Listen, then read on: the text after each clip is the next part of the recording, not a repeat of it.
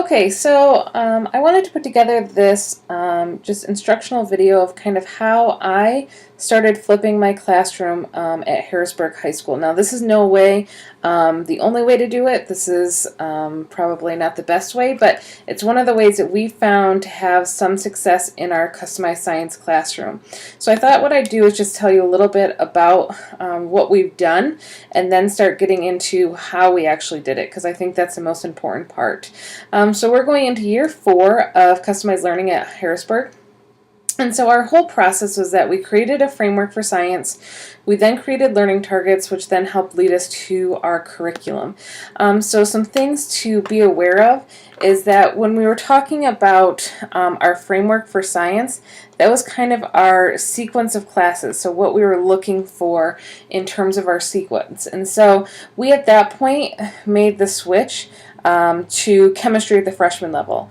Our learning targets, think of our unit targets as, or our learning targets as big units. Those are the big ideas of what we want students to learn. And then our curriculum, this is what we get to, this is our day-to-day. This is how we set up our time, structure it, so it makes sense for students. And so within our school, we have at this point 9th, 10th, 11th, and we'll be starting 12th grade in the fall. And so we start out, everyone goes into chemistry. So we have 3 different levels of chemistry: 100, which is our foundational level chemistry, our 110, which is our average level chemistry, and then our 150 level chemistry, which is our advanced level. We started this year Project Lead the Way. That was not able to be customized because it is a set curriculum. 10th grade, we've got, again, foundational biology, regular biology, and then we've got 250 level biology, which is a combined AP advanced class. And then 11th and 12th grade, this is when we're getting into physics, higher level physics, AP chemistry, some more AP biology, anatomy, physiology, zoology, and environmental. So those are the offerings that we currently have in our science department. And so where we came up with our curriculum format was we talked to Dr. Lean, we figured out what he's looking for, and then how other schools kind of customize it, and then we spent a lot of time asking students, because they're the ones who are going to tell us what we want to know. They're the ones who are going to tell us if we're doing things that they enjoy, things that they don't enjoy, and then if it's working for them. So our course setup, so each year contains a specific number of learning targets that are matched up to the South Dakota Science Standards. So each LT is similar to a chapter or several chapters, and I'm actually going to show you my AP Biology class in just a minute, so you'll be able to kind of see what I mean by that. And all of our LTs have 3 parts, and so those are our foundational skills. Then we have skill development, and then final affirmations. And so this is the biggie. This is where we've got our exams. This is where we have big projects, and all of those things get factored in together. So for chemistry, our course layout is as follows. So the ones that are in red, those are going to be our 150 classes only, so those are our advanced students. But scientist tools, basics of chemistry, significant notation, or scientific notation, sig figs. Exploring the periodic table gets into some atomic structure, gets into the periodic table. Nuclear chemistry, alpha, beta decay, types of reactions. And acids is when we start getting into types of reactions, naming, nomenclature, writing formulas, balancing equations, how to affect the rate of reaction. Soap, we are looking at bonding and the intermolecular forces. Airbags is where we study, we are getting into gas laws, states of matter, reactions. Hot and cold packs, that's thermochemistry. Polymers, that's organic chemistry. Sports drinks is where we get into a lot of stoic. Chem and industry is Le Chatelier's principle. Forensics is just kind of a fun LT that we threw in there because we want kids to enjoy science and we want them to see how it relates to the real world. Batteries is an LT that is dealing with redox. Science in the community I'll talk about in a minute, and cumulative exam I think is pretty self-explanatory. So I'm going to switch over and kind of show you how we have this laid out on Schoology. So what I brought you to is my AP Biology class. And in my AP Biology class I list all of the different things that they're going to need to know for the year. So I've got general course information. And so with our course information, I've got my syllabus, my logistics, textbook information, how to get to the online textbook, and then I broke down the course into big ideas. And so within those big ideas, I have it broken down into the different learning targets. And so for each of our learning targets, we have them broken down into steps. For us, that made the most sense because it was fairly linear, and so it was kind of easy to see. And so I'm going to show you, I'm actually going to get into our genetics LT, and I'll actually kind of break it down for you. So within all of our LTs, they're laid out very similarly in all of the subject areas, so chemistry, biology, physics. We start out every LT with a pacing guide. Now this pacing guide is a document that we give to the students, and it lists what the requirements are. And so it tells them exactly what they need to be doing for that LT. The numbers don't really make a whole lot of sense. It's more so for us to keep our grade books on Schoology organized so we can kind of work our way through there. So every LT will have a different scoring, or a pacing guide, I'm sorry. Now in chemistry, where we have here as step checks, those are going to be like quizzes in chemistry, because for biology we wanted to keep a lot of discussion to have that interaction, but in chemistry it's a lot more application, so we have a lot more quizzes for those step checks. Also within our introduction, we have a mind guide. A mind guide is just a study guide. It simply lists what they need to be able to know, broken down by steps. And so it's a tool that we use to help students study, to figure out, okay, what am I going to need to know for step 1? What am I going to need for step 2? And this is what we tie back to the standards. Then I have vocabulary. And where we really start getting into our customizing is within our steps. And so I'm going to open up both of these folders so you can kind of see what they look like. Now, some students would look at this and say, holy cow, I have to do all of this. And that's why I have them click on the very first part in here first. And so what this is, and I have this open already, is a document that lists, this is their menu. So this is what gives them their choice of what they need to do. So we have them choose one lesson. So they can either choose to watch a video lesson that I've made, they can go through and read the PowerPoint notes, they can watch YouTube video lessons, and they can do a textbook reading. And so back on Schoology, I don't have the video lessons all up there yet, but I do have the PowerPoint that goes along with this. I have YouTube links that will make sense for that chapter.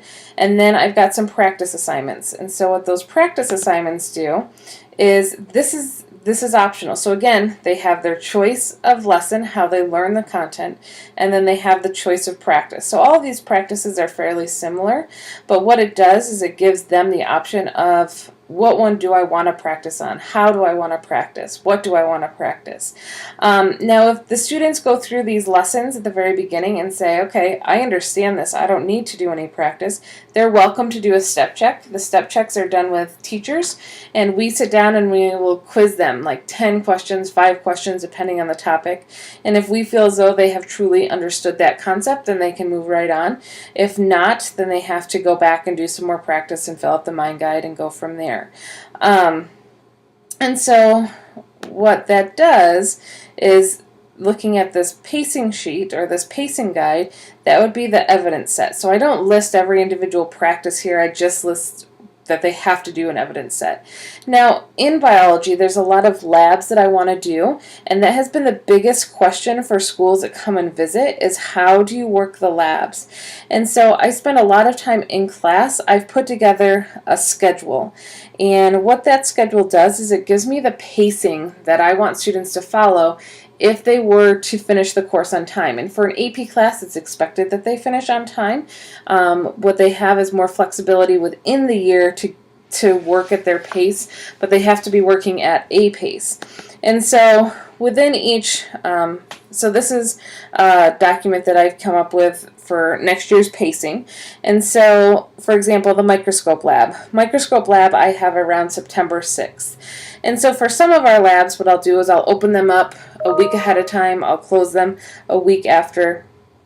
But then they have time to do it. For other labs, so you'll see that I have an AP Enzyme Activity Lab. This is a non-negotiable. This is an AP lab. We have to do them. I will have a set teacher day for that. And so we will actually spend the day in class doing those labs together, because one of the most important parts, I think, for science is that we want to be doing the labs. We want to be able to do hands-on activities, and we want to be able to do them in groups, because I personally like the interactions that students get from each other from these labs and with the interactions that they have with myself as they're going through these labs, because I think that they will understand the concept a lot better by having some of those interactions during the labs. So a lot of times I will have a very set lab schedule. I'll obviously do makeups if people are absent, but I usually try and post it like 2 weeks out.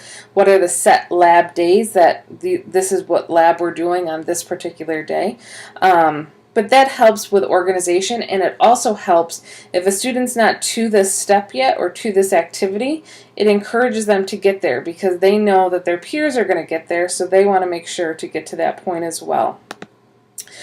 So we've got practice in here, and then within the tracking sheet tasks, these are non-negotiables. So these are things that I want them to do. Human genetics, this is going to be a lab looking at their genetics, looking at characteristics. The step checks are non-negotiables, so those are ones where they, again, have to come and sit in with us. So that's how every single one of my steps is set up. So giving them that choice for their practice, giving them that choice of how they're going to learn it. But then, and when they choose to assess all those, it's totally up to them. Their final affirmation is usually based on a couple of different things. In this case, it looks like a lot, but these are different parts of each of the steps that I want to make sure that they understand, so they do those. Then there's also essays and tests, because the essays for the AP exam are extremely important, and then I want them to have those test-taking skills. So a lot of times my students, have to figure out where they want to go, and so they pull up their grade book, and they can simply go in here, and if they click on their name, it will just list everything that they need to do. And the way I have it organized is it literally goes in order. So if they want to get to the assignment from clicking here or going the other way, it really doesn't matter. But this will list what they need to do in the order in which they need to do it. And so all the courses are in here. We try and link all of our classes, so all the mod teachers have access to each one of those classes, so we can help any one of the kids that come in. We're really trying hard to not be a chem teacher or a bio teacher, but to be a teacher across the subject areas. So it's all it's laid out that way. Again, they all have these tracking sheets that helps them follow what they need to be working on. One of the things that we have done is we have standardized our final affirmation rubric. And this is standardized not just in science, but this is in math, communication arts, social science, Spanish, or foreign language. We all use the same rubric, so there's consistency for the students. So they understand what a 3 looks like, they understand what a 2 looks like, and they understand how their grade is going to be calculated. Creating curriculum. Some of the resources is obviously the first thing that we did was we flipped the classroom, and so I have a tablet that I can plug into my computer. Other teachers do it right with the smart boards in their classroom. This is the Ink2Go or Camtasia program that I'm using currently. We use Schoology for our learning management system. It has allowed us to keep things in one place, and the kids have one place to go to. For science, we do lots of hands-on labs and group discussion.